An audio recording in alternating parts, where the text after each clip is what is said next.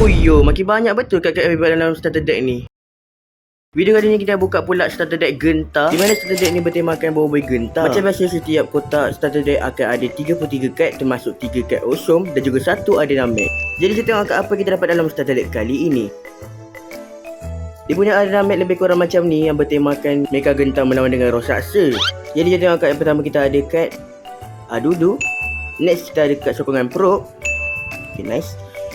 And then kita ada kad sokongan Maharaja Ramos final form. Nice. And then kita ada Mas Cacik kat B. And then kita ada Mas Mana kat B. Lepas tu kita ada Alpha Tumbesor kat B juga. Next kita ada Mas Mara. And then kita ada kad Awesome Air. Okay, ni base punya. Kita ada kad Awesome Daun. Next kita ada kad Awesome Api. Okay, kita ada kad Awesome ni basic. Next kita ada kad B Yaya. And then kita ada kad sokongan Ochobot. Nice. Next kita ada kad Kuali Bot. Kita ada Bobo Boy Bot. Dah Bobo Boy Bot lagi. Okay. Next kita ada Mecha Mato. Okay, nice. And then lepas kad Mecha Mato kita ada Bobo Boy Halilintar kad B. Next kita ada kad sokongan Papa Zola dan Pipi Zola. Okay, kita balik. Next kita ada Bobo Boy Gempa. Lepas tu kita ada tadi Gopal Bot tarian Next kita ada kad sokongan Mecha Bot. Lepas tu kita ada Rosaksa. Nice. Next kita ada Mara kat C. Okay, mantap. And then kita ada kad B Fang. Okay, nice. Next kita ada kad sokongan Ochobot.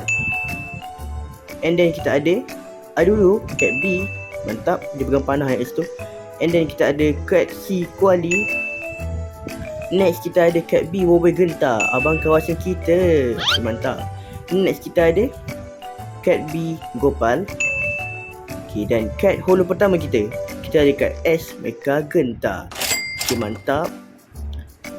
Next kita ada kad A Rosaksa final form. Okay, lawak artwork dia. Dia punya kad mostly ada banyak yang masih tekstur dia.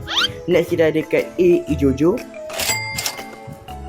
Dan kad yang terakhir kita ada kad A Mecha Genta. Oh, Mecha Genta ada 2 kad holo dalam ni. Mantap. So macam ni lah poster dia. Kalau korang suka video ni, jangan lupa like dan subscribe Fiskin TV. Yang penting ingat kad, ingat Fiskin terbaik.